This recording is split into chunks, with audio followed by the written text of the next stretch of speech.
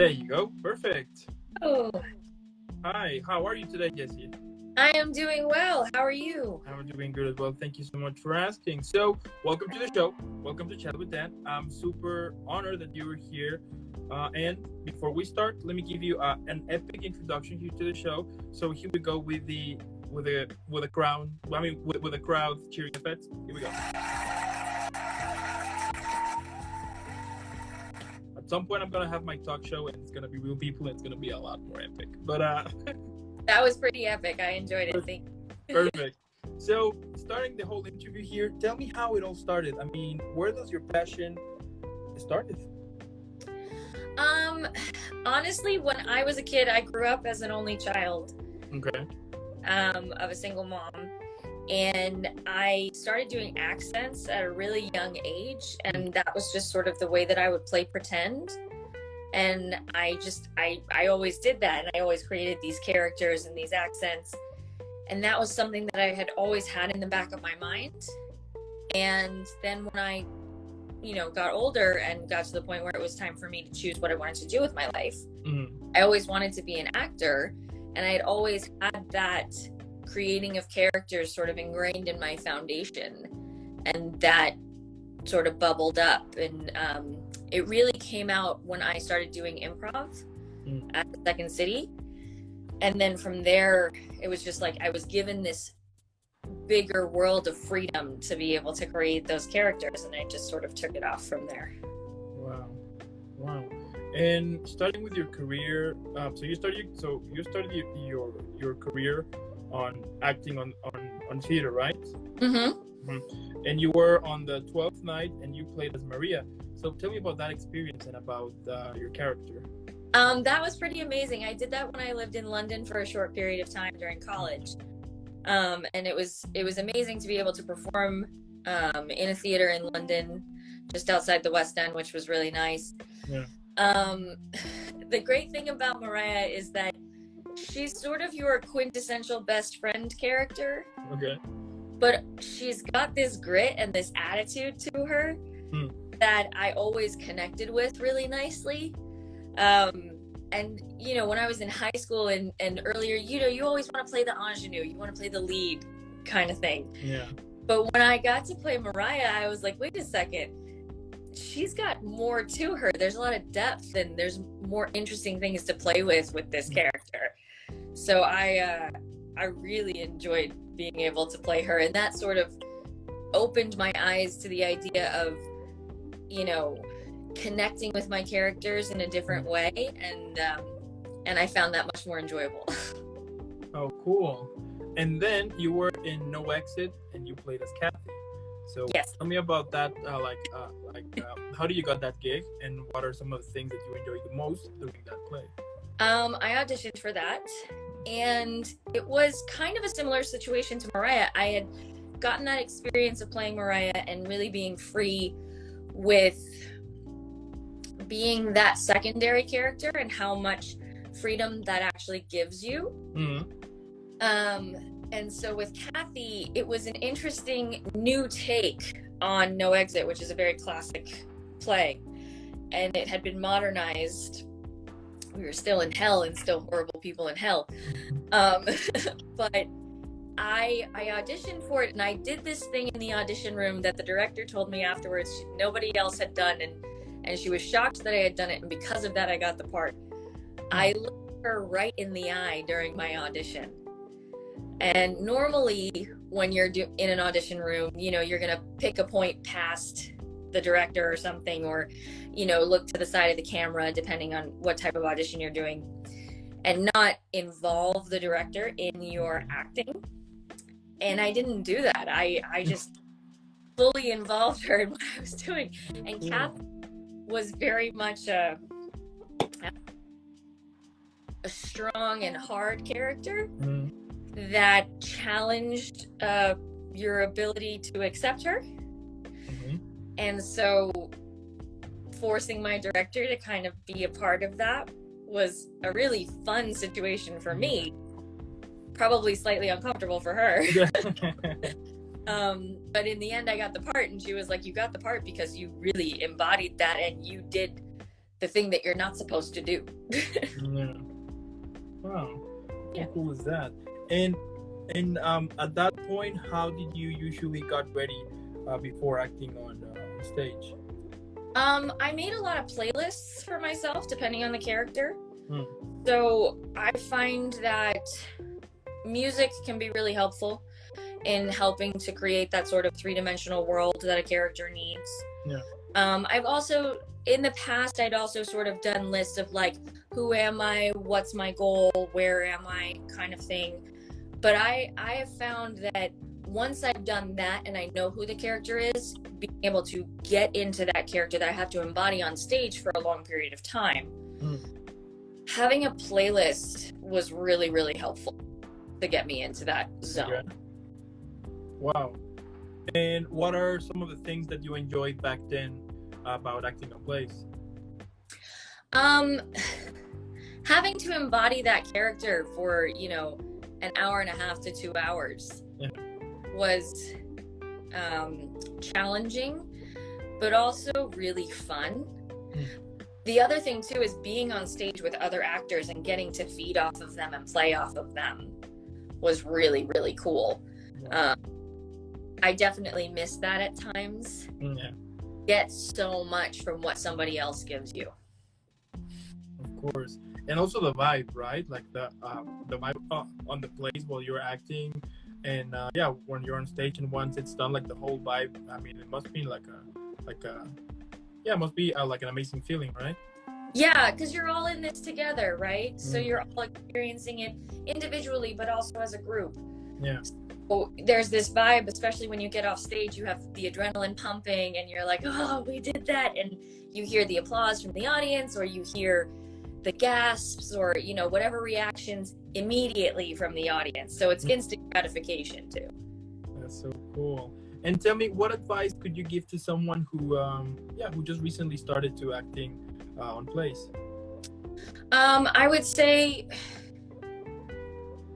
don't worry about what other people are doing. As far as auditions are concerned, and this is really the advice I give anybody for any type of acting, whether it's on camera, voiceover, or stage. Yeah. Many people will say, don't do it this way. This is the technique you have to do. You must do things this way. But if you go and you try and, create your audition in the way that everybody tells you to, and it doesn't feel right to you for the character that you're creating and embodying, then don't do that.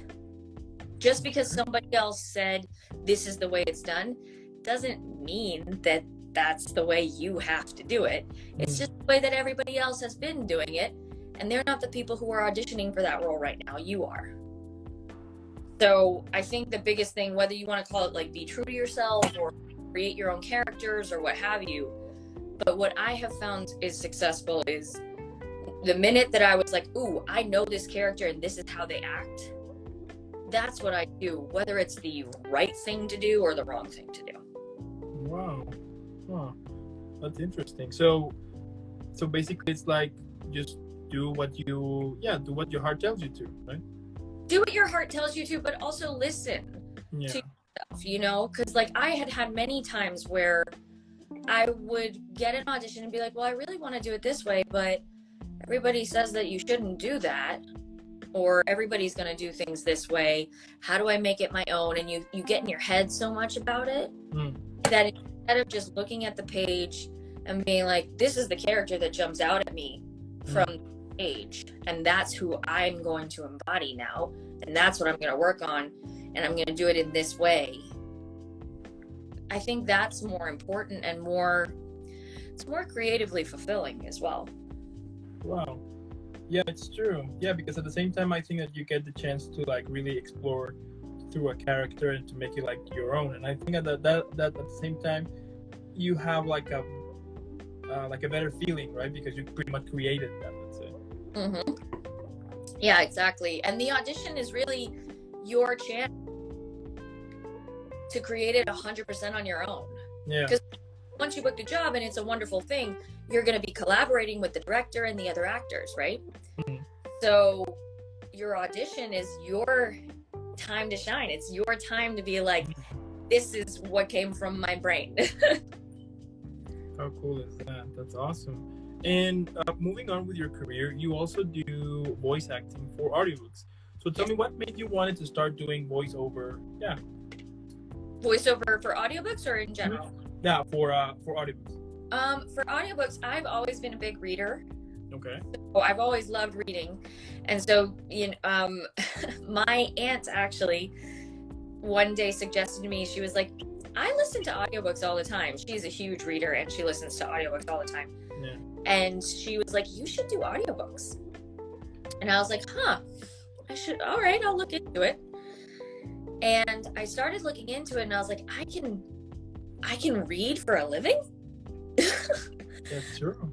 So that seemed really cool to me. And then on top of that, what I love about doing voiceover for audiobooks, I do predominantly fiction. And the majority of what I do, I'm the only narrator. So I am literally doing all of the voices. So I get to inhabit all of the characters and the whole story, and it's almost like going back to stage where you're creating this play out of the words that are on the page. And my favorite thing about doing audiobooks is when you get an author who's like, you took my words and you made them, come to life, or you are the voice that I heard in my head when I was writing that character. Like that always makes me so happy. So cool. And tell me how you will usually prepare for audition for audiobooks. For audiobooks, so they'll send me the audition side, so I'll read through the section that they send me, and I get a sense for, okay, it's this type of story or that type of story, right? So they'll say, we have a historical fiction. Great. But then within that historical fiction, I will start looking at the sides and go, okay, however, this story is between these two people, and what's the conflict here? Okay. It's the same way that I would break down a play, honestly. So find the conflicts between the characters. How many characters are there? The next thing I'm going to do is, does anybody have an accent? Is anybody from anywhere that is distinct that we should recognize that? And then from there, sort of get an idea of the size and shape of the characters in my head. And that will inform the voice that I do for each character. Because physicality I find to be a really beneficial and important way to create the voices for those characters. Yeah. And then I usually do it twice and send that off. Wow. And what are some of the things that you enjoy the most about doing voice acting for audiobooks?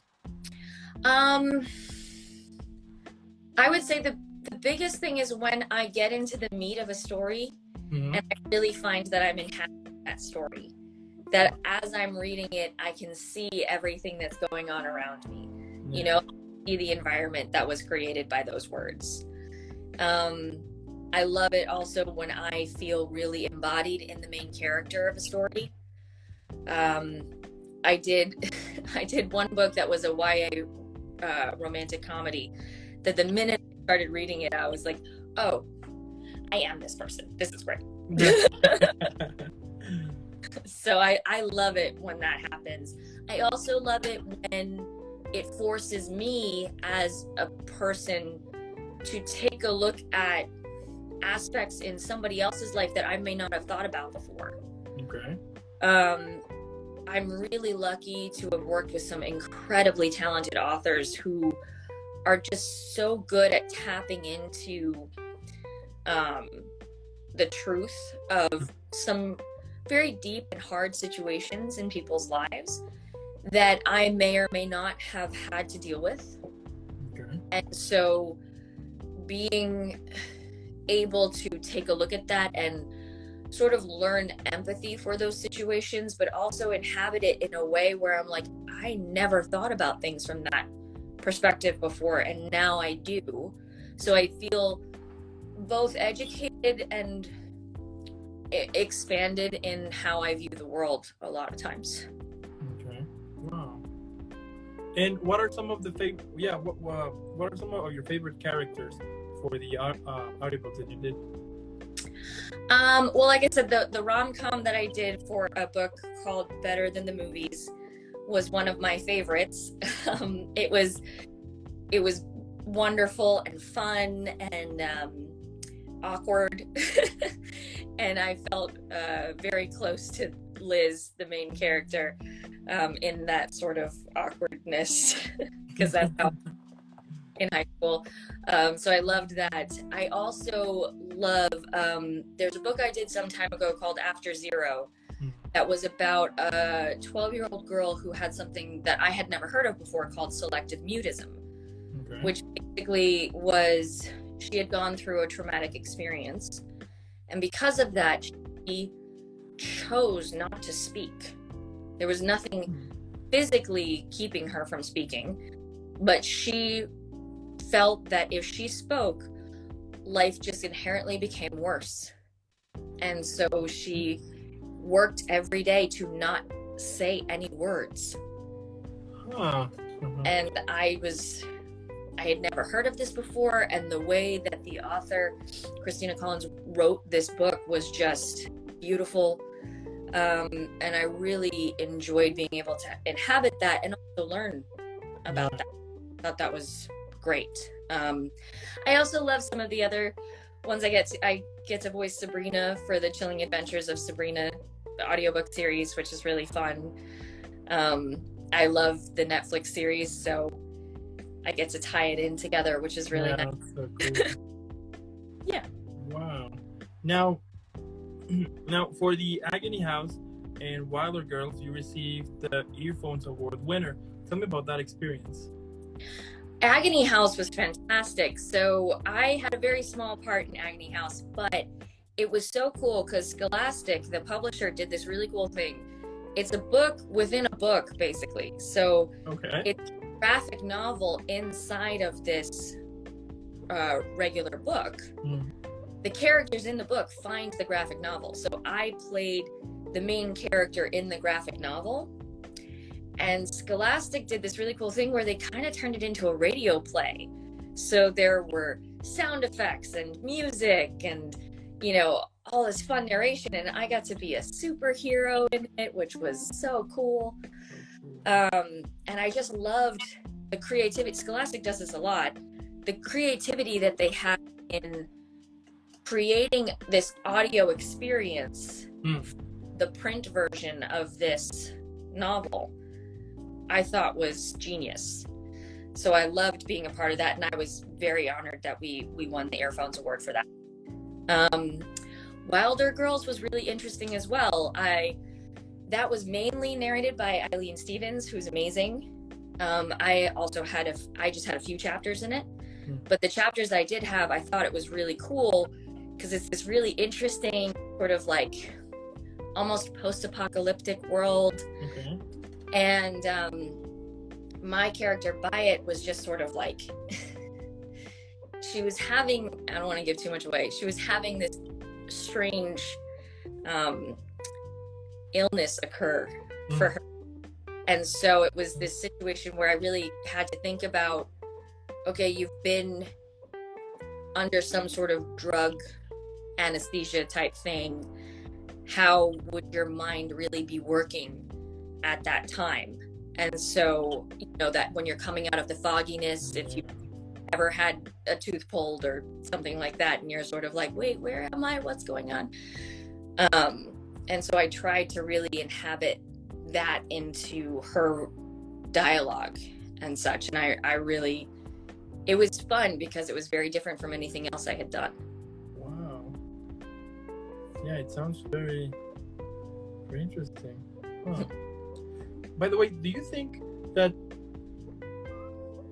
you could, so we have spoilers on movies, right? But but until at certain time you could give the spoiler and it's okay.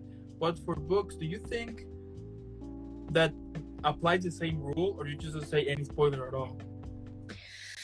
I think it depends on the book and series. You know, with something like Chilling Adventures of Sabrina, the show's out. You've either watched the show or you haven't, and the book's based on the show. So, you know, those spoilers are out there. I can't do anything about that. Yeah. For the most, I think once a book has been out for a good amount of time and I've experienced it a lot, I personally think, I'm not going to go around and be like, let me tell you the end of this book. I will do my best to keep to the blurb and the synopses that the author and the publisher have come up with, because that's what they've worked really hard to create, and I don't want to mess that up. But I think at a certain point, books are one of those mediums that I feel like movies are too, but books are meant to be digested and discussed and, talked about among like-minded people. And I think that there's so much to be gained from that. So long as you and the other person are in agreement with what you're going to talk about, I think it's okay. But I think going out there, being on social media and being like, here's the ending of this book, that's not nice. Yeah, that's not nice at all. Yeah, that's true. Now, you were also nominated for After Zero and Nevertheless We Persisted, Me Too. Tell me also about that experience. Well, like I said, After Zero was the book about the girl with selective mutism. I was really honored to be nominated for that, and I thought that was really amazing. Nevertheless We Persisted, I was really just a very, very tiny part of that book. Okay. I was a part of this really wonderful thing that Tanya Eby, who put that book together, created, which was this chorus of people at the end, basically vocalizing our support for those who need to speak up or can't speak or are afraid that there aren't people there who will support them if they do speak up. And I literally had one line and was super, super tiny in that, but I was honored to be a part of it. So cool. Wow. Now, moving on with your career, you also do English dubbing. Now, you did the English voice for Daniella in Ingobernable. Now, tell me, how did you got that gig, and how was the experience for doing the dubbing for a Spanish show? I love doing the dubbing, and especially for Spanish shows, because I feel like sometimes maybe my Spanish is getting a little bit better. Maybe. It's not always directly translated, so I'm probably wrong. Yeah. But for Ingobernable, I loved doing that show. That was the first dubbing job I ever did. Wow. Yeah, and I got that from Facebook. You're kidding. That's so cool. I was in a voiceover group, and the casting director for that posted that they were looking to audition people, and so I auditioned for it. And actually, the part I auditioned for was Emiliano, which was the first part that I got, because I also do boy voices. So I was doing Emiliano, and they were like, "We're gonna have Daniella too." So cool. Oh, okay, great. So that was really fantastic, and I got to do both seasons of that. I loved that. Yeah, that was so fun. Yeah. Wow. And you also did several dubbing for movies and TV shows such as Suburra, Cathedral on the Sea, Cable Girls, Babylon of Berlin. Tell me, for the characters you did the dubbing, which ones would be your favorites?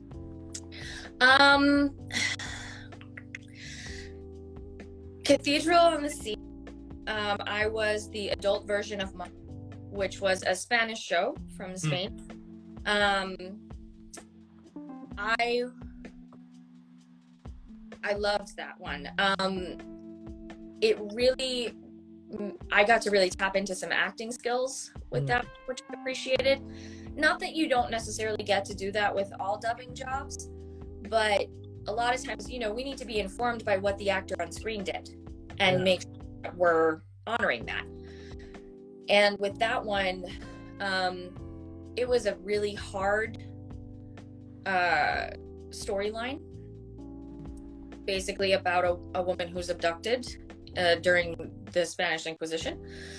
And there was some stuff that we really needed to tap into in order to create what the actors on screen had created, which was phenomenal. Yeah. And I was really pleased that I was able to go there, but also to come back from that. So I really enjoyed playing that. I loved playing Tony in Babylon Berlin. I thought she was just this sort of fun, precocious 14-year-old, which was great, but she was also learning her way in the world. So there was this fun sense of discovery that I got to have with her as well. Wow, how cool! And how did you how you met for example for the Spanish shows? Mm-hmm. How would you manage to nail some of the jokes or some of the intense dialogue they're having in Spanish, but how you make that in English to make it sound like exactly the same? Like how long usually would take for you to achieve that? Well, with dubbing, we're really lucky. So the way it happens that I'm aware of is that the show goes from its original language to a translator. Okay. Will translate it into English, mm-hmm. and give you the lines, and then or transcribe it. That will then be sort of tweaked a little bit because not everything, translates directly, especially jokes or things like that. So we might tweak it a little bit so that it fits right, and then we'll do a pass, a recording pass on it to see if it works with what's on screen. Mm-hmm. And we use a program called VoiceCue, which is basically like karaoke. So the words are along the screen and it's already timed out for you. You have that as the words light up. Once the words have finished lighting up, you have to be done saying your line, because that's when the character's mouth is no longer moving. Yeah. So we want to make sure that it fits as they're moving their mouth. Sometimes it doesn't quite fit, so sometimes we have to it a little bit more. Sometimes we didn't get the joke quite right, or it didn't translate quite right, so maybe we'll change it one more time. We'll take a look at the scene again and see the actor's intention to be like, what were they trying to say? Mm-hmm. But for the most part, I would say everybody's usually very, very efficient and good at their jobs. So, it doesn't take too long to do each line. Just depends on how much something it makes sense in one language in comparison to another. How cool is that? Yeah. So you will have like a screen there and your microphone, and the screen will be. That's so cool. Yeah. Wow. And and tell me, any advice that you could give to someone who is starting in dubbing? I would say one thing would be Netflix is amazing with localization. So I would say, watch Netflix shows from other countries and then watch them with your native language on to see how it comes off being dubbed. Yeah. So that'll give you an idea of what would be expected. As far as the technique of dubbing is concerned, there are people who do workshops on it sometimes. So I would say look out for those. And try and do a workshop on dubbing, or at least a workshop with somebody who is a dubbing director or casting director. Mm-hmm. Those are definitely invaluable, because I will say the first job I did in Governable, I had never worked with VoiceCue before. I had never done a job before. I had done ADR jobs, which are like where we add in voices for extras and stuff for TV and movies. Mm-hmm. But it was a very different experience. But since I had that background, I think it helped me. And I'm a very quick learner. And like I said, okay, just read the words. But I would say it might have been nice to have done a workshop beforehand, so I could be like, yes, I know what I'm doing. Wow, awesome. And moving on to your film and television career, you did the voice match for Chloe Grace Moretz on If I Stay. Tell me how that process works. So as I said, I do ADR as well, mm-hmm. Which is also known as looping. And I had I Googled a bunch of groups that do ADR in Los Angeles, where I'm based. Yeah. And I sent them my demo and I told them my background. And 8 months later, I got an email from them saying, hey, do you want to audition for this voice match? And I was like, yeah, I can do that, sure. And I'm a pretty good mimic for voices that are within my range. Yeah, of course. So I worked on it, and I was able to work with an engineer on it as well. And we took the audition material and really inhabited what, you know, was given. And I also have a choral background from singing. And so I can kind of hear where a person's voice, you know, where they go up in their notes and down in their notes. And if it sounds like they're talking out of the side of their mouth, or their mouth is more closed or more open, using more teeth, that kind of thing. And so I sort of take all of that into account with what I'm given and do my very best to match it as closely as I can. Wow. And you also you did, for the Unsettling season 1, you did the Ghost Woman. So tell me about how you got that gig. Again, we were there doing ADR for the show. And they were like, oh, we need somebody to do the voice for the ghost. And I volunteered. Yeah. And so that's kind of probably the most boring way to get a job. I was there. and also did what they were looking for. They were like, we want this sort of scary, ethereal, throaty type situation because she's evil. And I was like, yeah, I can do that. And I gave them an example, and they were like, yep, that's it, let's do it. And so we just did it on the spot. How cool is that? And has happened to you frequently that you do the audition and then they will reply like a couple of months later, like, yeah, you're in, or something like that?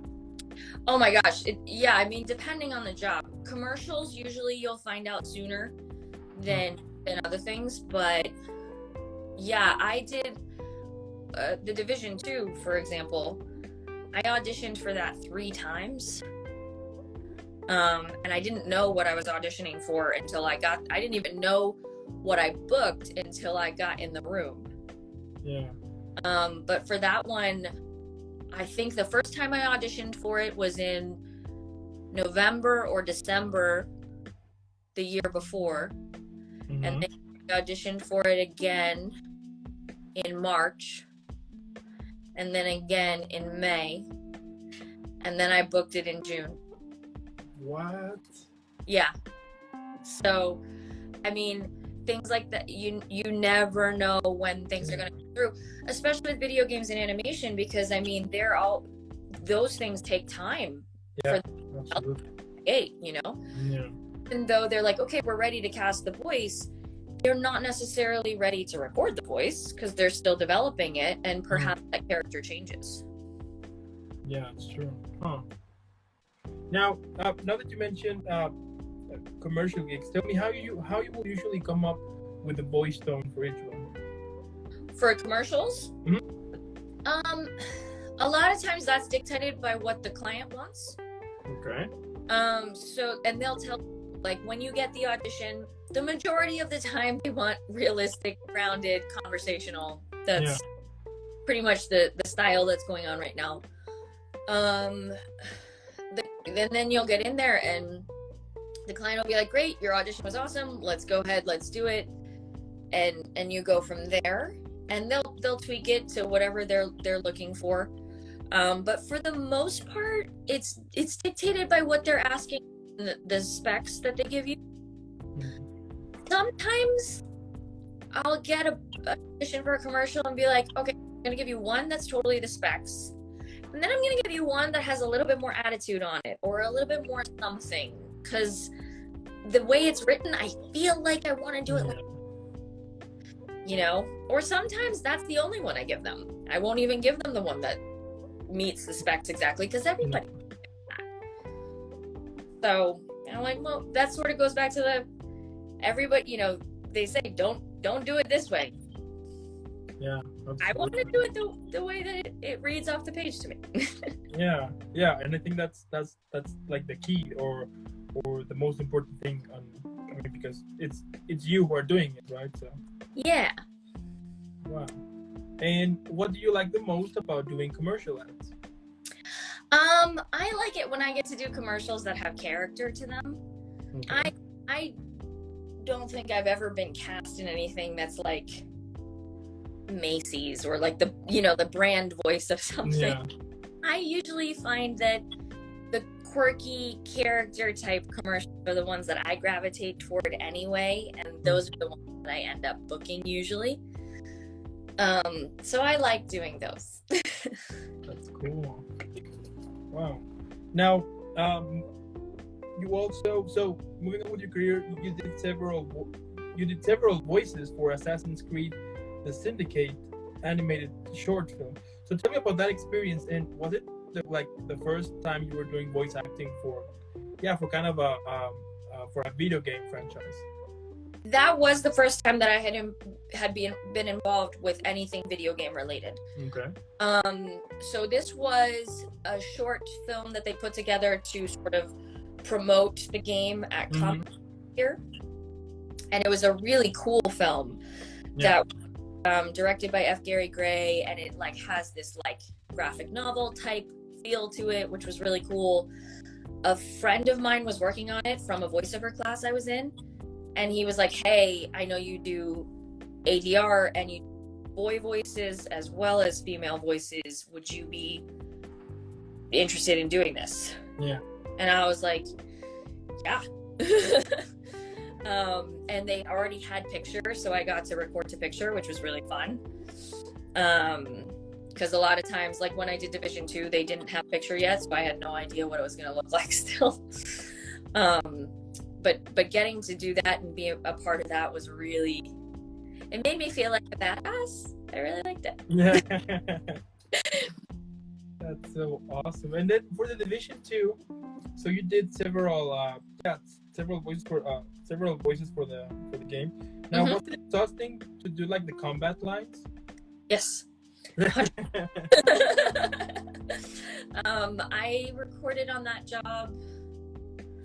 I think I recorded 3 days on that job, and it might have been 4. I can't remember now. But being a soldier, being an actual soldier is very hard. Pretending to be a soldier is hard as well. There's a lot of yelling. There's a lot of, the thing about voice acting is it's incredibly physical. Yeah. So even though you're like, what is your voice? How?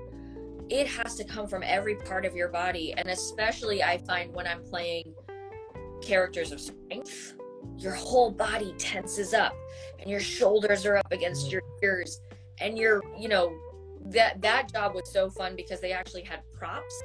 So like I had a fake gun so that I could feel what it was like to actually have that. I was, looking through the site and checking things out. I had a grenade that I was throwing, fake grenade. Yeah, of course.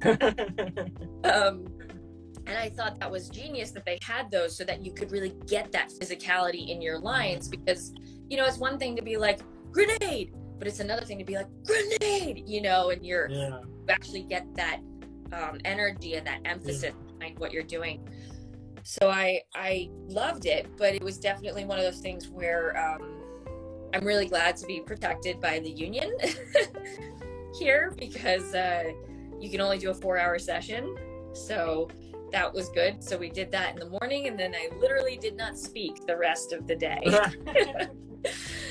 in order to give myself a little bit of a break. And I mean, that's really something that we have to make sure that we do to protect our vocal cords and our voices, because that's our livelihood. And with a job like that, really the only way to recover from something like that is vocal rest. So I just didn't speak for a number of hours. Yeah, of course. How cool is that? Yeah, I mean, I agree with the whole about taking care of the voice. For me, I'm also a DJ, so one time it happened that I played in this festival, and they gave me a microphone to speak, but I was like, nah, I don't need it. So I spoke with my voice, but I was screaming like 1 hour, just screaming and shouting, whatever. And then by the end of it, I remember that I finished, everything was cool. So I went backstage, drink a little. And then when I started speaking, my voice was sounding horrible. I mean, I couldn't speak. It was sounding like it was horrible. I couldn't. So I remember that I was just saying very, very calmly saying like, I'm going home, because I couldn't speak anymore. So for the rest of the evening, I just stayed home, and that pretty much lasted almost. So that whole evening, and pretty much part of the day that I just couldn't speak. So I was like, it's really it's really awful. Yeah, it's a muscle, you know. So it's like if you overworked your biceps, they're gonna be really sore, and you're gonna feel lift the same amount you were lifting before. So it's the same thing with your vocal cords and your voice box. You know, you need to let it relax and let it recuperate from what you just did. Yeah, of course. And you know, it's very it's awesome doing that, because the other day I was watching this years ago, I watched this video from Bradley Cooper, who did the rocket voice for Guardians of the Galaxy. And there's this video in which he's just watching to the screen and doing the voices, but pretending pretending like he's having a gun or something, and you can see him screaming or something. I was like, wow, that's really cool. Exactly. Yeah. Oh, awesome. And tell me, what you will usually do after a long session? What is the number one thing you do after you're not going to do voiceover for the rest of the day? What you do in order to relax or something? If it's been a really long day, I will also not speak very much afterwards. A lot of times what I would do to sort of unwind from something like that, there's got to be something on Netflix that I want to watch, Netflix or Hulu or something that I want to watch. I can kind of just zone out to a little bit, because I find, especially when I have long days where I either have one long session or multiple sessions in a day, it requires a lot of brain power. Yeah, absolutely. So, you kind of want something where you can veg a little bit, sort of I'm going to be honest with you, I watch reality television. And so there might be some sort of horrible reality television show on, or what I really love are things like the Great British Baking Show, or there's a pottery show now, and a jewelry make. I like seeing people make things and see them be nice to each other. So a lot of times I will veg out to that, and if it's been a really long day, I'm gonna have some ice cream. Yeah, absolutely. Yeah. I agree on that, especially that whole ice cream part. Yeah. Now you also did Sandy in the animated app Khan Academy for kids. So what did you enjoy the most about doing the voice for that project? The thing I enjoy the most about that is that I'm helping to teach kids. Yeah. That's probably my favorite thing. One of the best compliments I've ever gotten is that another audiobook narrator, her son uses that app. And when we met and she found out I was the voice of Sandy, she was like, wait a second. My son uses that app and he loves Sandy. And his name is also Jesse. Oh, cool. So it was very cool. So I love creating an impact with kids in that. I also love Khan Academy Kids. I think they're a great program and a great organization. So I love being able to be involved with that. And it's one of the few times that I get to do this fun, upbeat, bubbly voice, because that's not what I do most of the time. Oh, cool. And tell me, if you could do the voiceover for a movie, TV show, or video game, which one you would choose?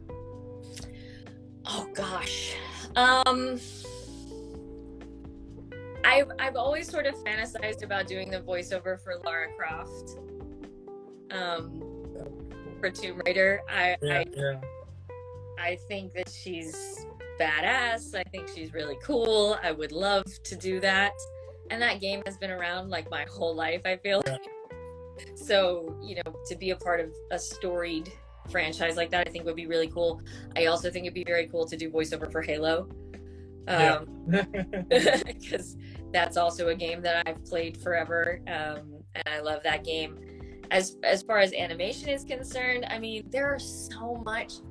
It's hard to say like what character I would want to do the voice for, because they're all changing. Like even the classic characters that we grew up with, you know, we're reinterpreting them now, and I love the way that they're being reinterpreted, and I think that's so cool because it also gives us as actors more freedom to create something new with the character. So I don't know about that. I mean, I think it would be amazing to be on Looney Tunes or like the Flintstones or something like that. I would love to do Pebbles. I think that would be cool. Yeah, Pebbles on the Flintstones, I would totally be down with. So awesome. Yeah. And for a movie, for a movie franchise? Oh gosh, I have a friend who's constantly saying, "You're gonna be in Finding Nemo 7, I know it." So, you know, to be in a Pixar movie of any cool. would be pretty epic. I feel like I'd be like, okay, cool, I made it. I'm good. I mean, I'd like to continue to work, but if I could do that, that would be really, really cool. I would love that. You know, they've made these amazing, you know, with Coco and now with Luca, they've made these really amazing films about these great places, and if they're looking to make, you know, a film about an Eastern European Jew in a shtetl in, you know, Poland, I'm here for that. That's so cool. Yeah. You know, also I think like because of the whole animation these days that has become like really, really amazing with the whole technology thing, I think that it gives you like more job for you guys, right? The chance to portray more characters, and we see it now with video games that they look amazing right now, and then and now that they require someone to give the voice to look like more realistic, right? Not like the video games like back in the day when the voice was horrible and they would be speaking and you would be like, come on, nobody's reacting like that, but okay, fine. Or the voice for those type of video games was super cringe or something, and now you see it that they put it like a lot of effort on it, and I think that's also one of the reasons that a game can be like a good one for the whole voice acting that the whole cast is doing for that project. Absolutely. There's a Star Wars game that came out recently. Oh, crap. I can't remember the subtitle of it, but I was just blown away by the cinematics. Yeah. And the storyline of it, but also just the acting was incredible. Yeah. And it was just beautifully done, and the realism of it. Even though you're like, okay, it's a Star Wars, but no, like there was such groundedness and reality in all of it. I thought it was amazing. Yeah, you mean the one from Jedi Fallen Order or the recent one? Yes, Fallen Order, exactly it. Yeah, that is a good one. Yeah, that is a really amazing one. And also the fact that they're including also that sometimes they would include the actor for the voice and for the motion capture. Yep. Yeah, in all of the main characters were the people who did the mocap on it as well, which I find them to be amazing. They're just so inspiring to me. I love them all. Yeah, that's really cool. And tell me, if you could describe your career at the moment with 5 words, which ones you will use? Scrappy. Dedicated. Hustling. Creative and individual. Awesome. Yeah. Awesome. And could you recommend a movie or a TV show? Let's see. It's not a happy show. I am a huge fan of Handmaid's Tale. I mean, I think the acting is phenomenal. I think the writing is superb.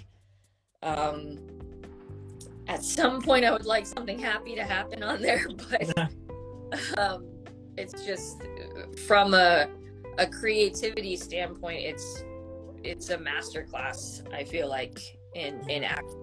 I think it's amazing as far as the show is concerned.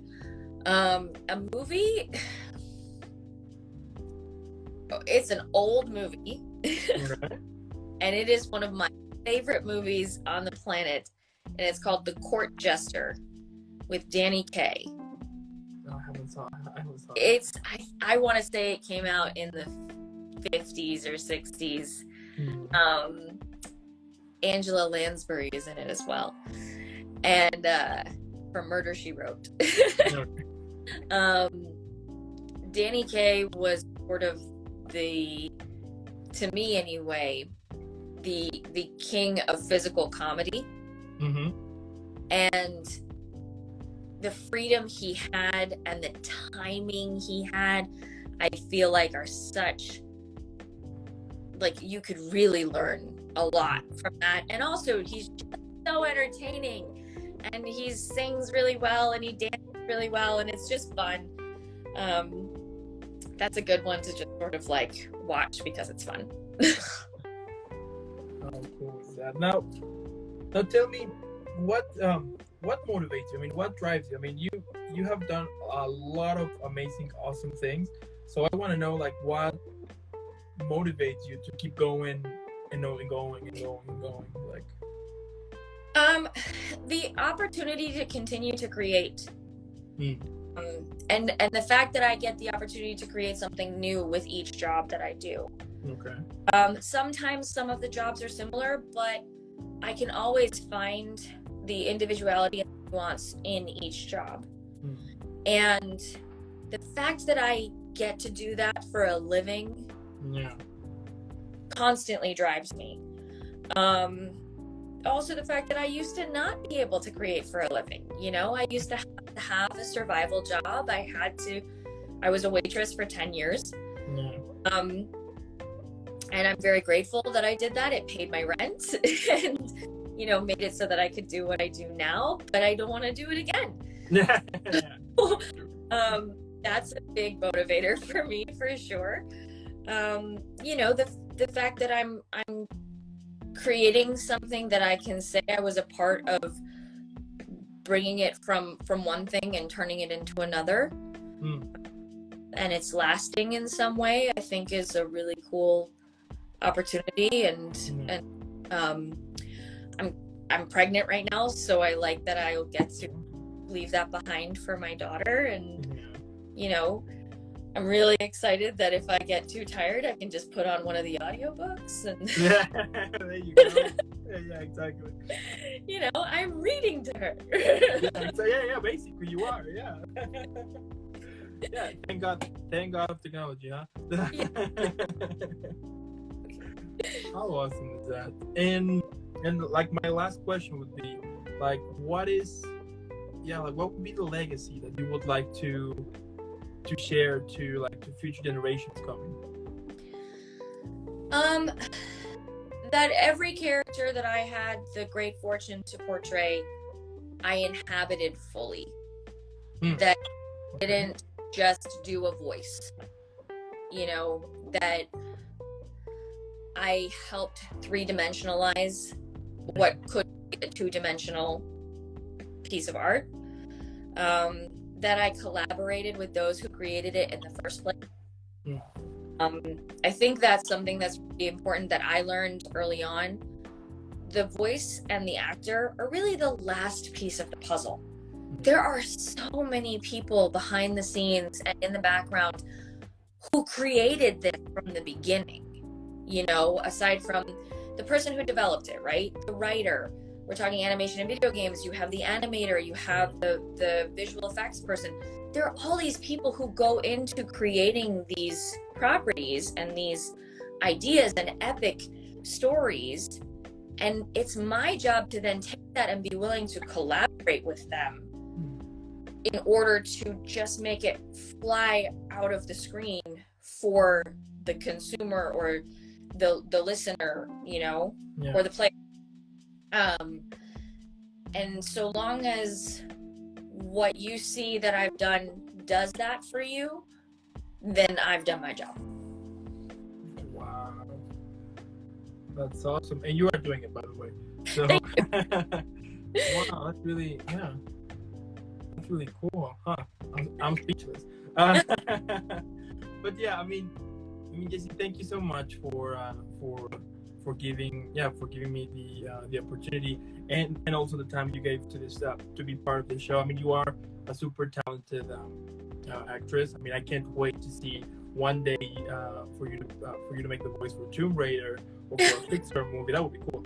Which, by the way, I think it's possible because the last trilogy of the Tomb Raider it's done. So probably for the next one, I think that would be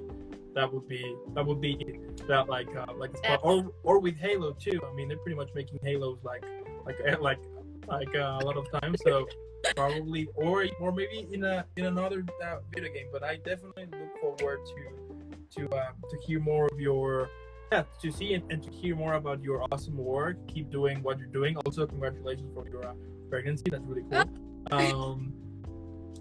And yeah. Thank you so much. Well, thank you for having me. It was really fun to be able to chat with you. Awesome. Also, those who are watching, thank you so much for tuning in. Also, if you're listening to this later from on the podcast, make sure that you're following her.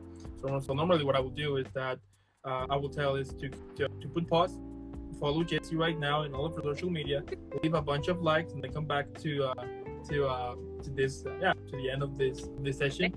Again, Jesse, thank you so much. I keep having an amazing rest of the day and a super week.